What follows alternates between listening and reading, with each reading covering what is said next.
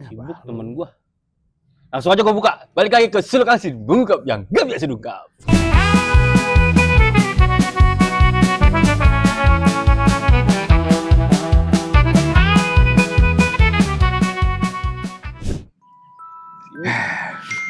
Ya, gimana ini, Man? Gak bisa. Bisa sih. Udah lu, tar dulu. 8231. Jadi pembahasan kali ini guys tentang 6 tempat atau 6 lautan Yang tidak bisa yang atau nggak bisa atau dan- bukan orang sembarangan. yang bisa masuk ke laut itu. Kayaknya emang laut tuh bukan tempat sembarangan orang kali. Tapi yang setahu gua itu laut masih baru dijelajahi itu 15% dari total 100% gitu, Rip. Katanya tuh. Katanya ya. Alasannya apa tau nggak lo? Alasannya konspirasi ada itu yang kemarin tuh siapa namanya sih? Epstein. Epstein. Aduh. Oke, Rip, gua kasih tahu yang pertama nih kali ya ini ya. Boleh. Oke, yang pertama adalah Laut Sargasso. Samudra yang tenang tapi menjebak. Kenapa dia bisa begitu? Ini tapi tak dulu. Ini terletaknya di Atlantik Utara. Laut Sargasso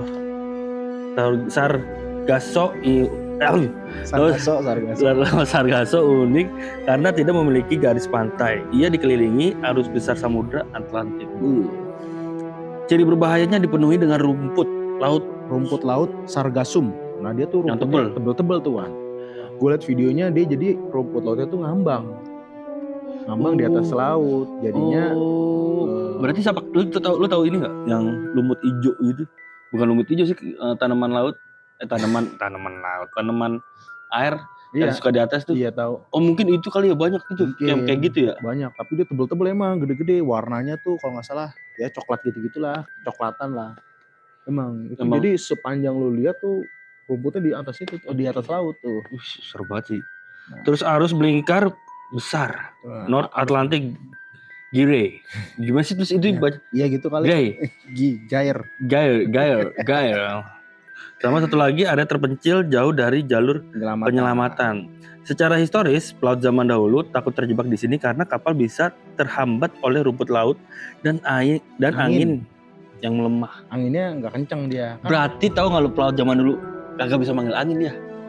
Kalau kita manggil angin, jangan lagi malam-malam ya, kita setuju malam-malam ntar ada yang ini berbahaya dan tantangan. Tren laut bener kan? Tren laut yang tenang tanpa angin bisa menjebak kapal lama di tempat yang sama. Ya, jadi kan kapal nggak kemana-mana tuh, karena nggak ada angin. Nggak ada angin karena zaman dulu belum ada kapal layar dia mah. Iya, baling. Yang kedua adalah rumput laut yang mengapung lebat bisa menghambat kemudi dan dianggap berpotensi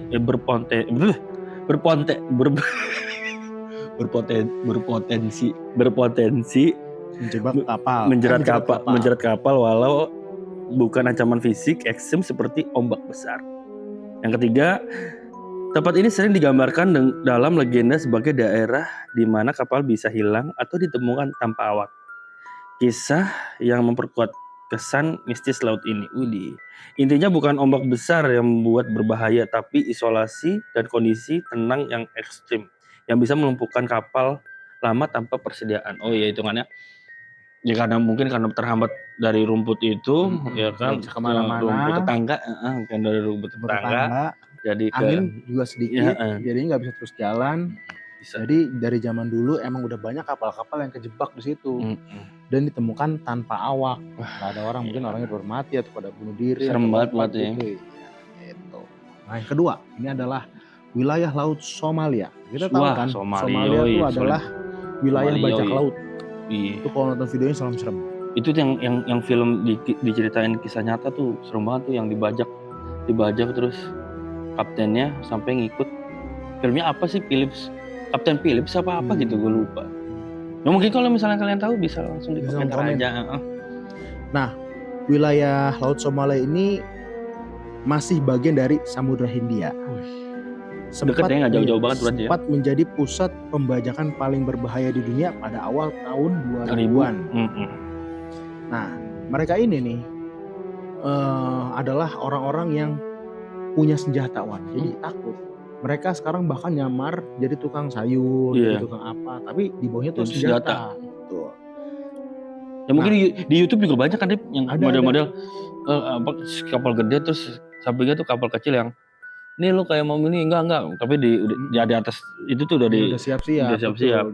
Terus di lautnya di kapalnya tuh udah dikasih ini jaring-jaringnya gitu. Kawat tajam. Nah, meski patroli internasional ini menurunkan intensitasnya untuk patroli ya, wilayah ini tetap dianggap sensitif karena tetap aja ada pembajakan walaupun nggak kayak dulu gitu, nggak banyak. Nah, di awal tahun 2000-an, bajak laut Somalia sering membajak kapal dagang dan mengambil awak kapal sebagai sandra, orang-orangnya disandra. Kemudian, betul. Aktivitas ini sering menjadi konflik di Somalia dan rendahnya pengawasan laut. Jadi emang dari dulu emang konflik, terus di lautnya tuh emang gak ada pengawasan. Gokil sih. Walaupun emang sekarang jadi menurun ya, patrolinya, tetap aja ancamannya masih ada ya kan. Jadi emang orang-orang yang melintasi laut Somalia ini nih pasti udah dibekali sama senjata. Tapi gue juga pernah lihat ada video orang, maksudnya kapal yang nggak dilengkapi senjata, bingung tuh dia emang. Jadinya dia bawa kapak-kapak gede aja. Di kapalnya tetap dikasih kawat. Emang tuh serem banget tuh emang. Jadi dia manjat aja tetap. Gila ya. Serem. Lanjut Tuan. Lanjut, yang ketiga adalah Selat Drake atau Selat Iblis. Setelah Drake tuh penyanyi rap Drake. Kan Drake kita sempat bahas. Drake itu dragon. Oh Drake tuh nago siaan. Oke. Si Selat Iblis ini menghubungkan Samudra Atlantik dan Pasifik. Selat Drake atau Selat Iblis memisahkan Amerika Selatan dan Antartika. Antartika bukan Antarkita. Antarkita udah gak ada lagi. Dikenal sebagai salah satu perairan yang paling ganas di dunia. Gila. Nih fakta pentingnya nih, gelombang bisa mencapai 10 sampai 15 meter. Lu bayangin nih serumah tuh. Yang listrik tuh. Iya, serumah tuh bus gitu. Gila, tinggi banget. Video juga parah, Wan. Oh iya. Itu kan video-videonya tuh, Wan. Kan ada yang lebih. Iya kan, kalau misalnya lo lihat videonya tuh backsoundnya masih gitu tuh ya. Yang kedua, angin kencang hampir sepanjang tahun. Jadi angin kencang mulu ya. Main layangan bisa tuh cepet. Kebeler. Kagak ada lawan loh ya kan.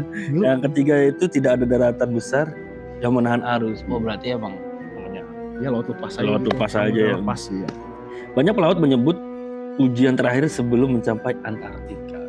Bukan Antarkita ya.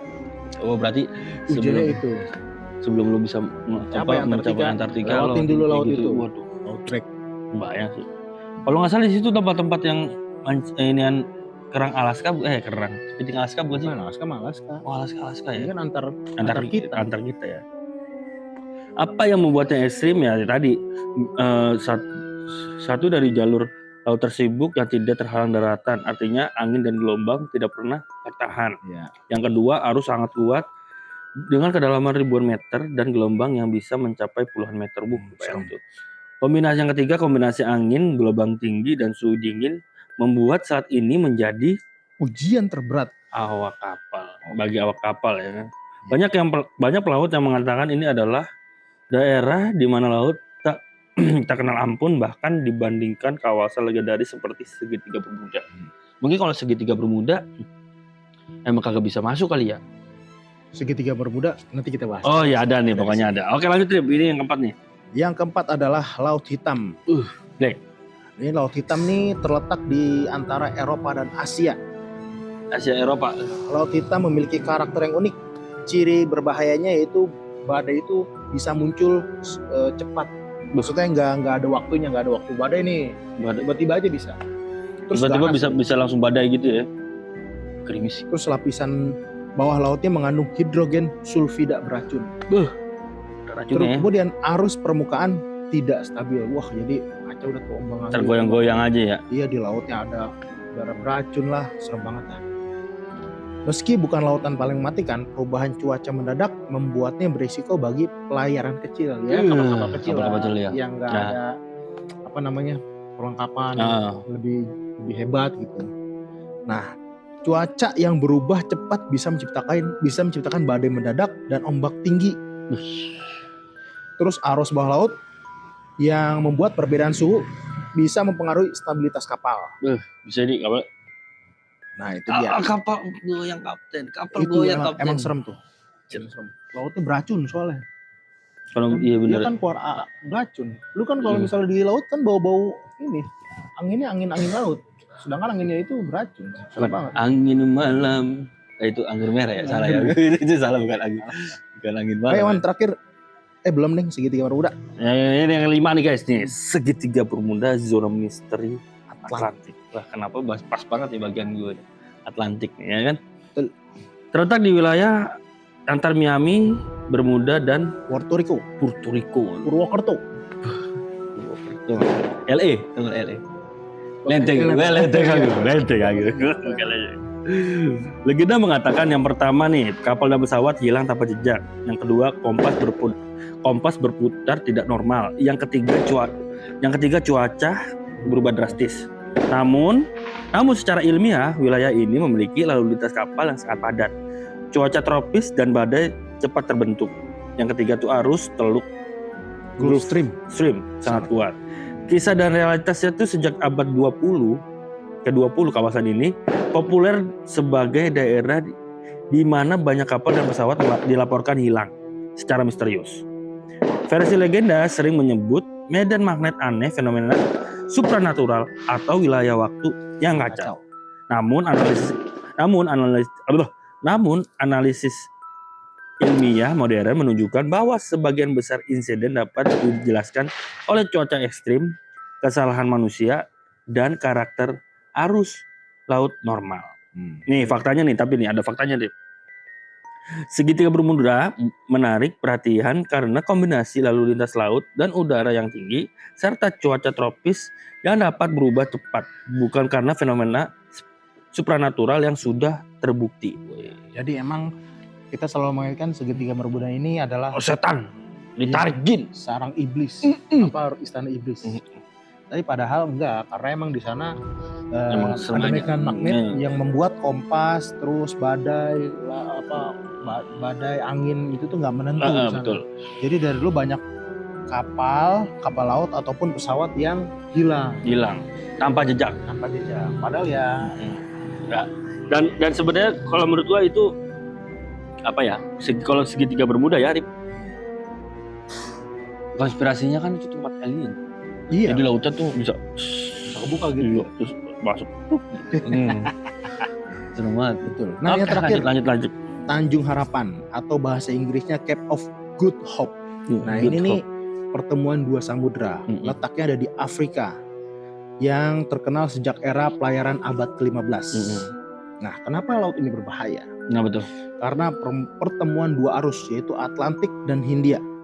Ombaknya juga tinggi dan arusnya silang, arusnya begini, bertentangan. Hilang ya. Kemudian anginnya kuat. Ikan tadi. Udah banyak jatah dari Samudra Selatan. Nah, terus. Nah, banyak kapal karam tercatat di wilayah ini sepanjang sejarah. Mengapa berbahaya?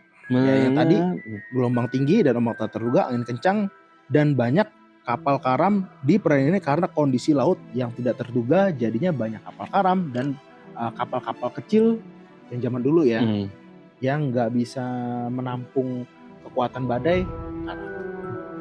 Nah itulah laut-laut yang nggak bisa orang sembarangan lewat.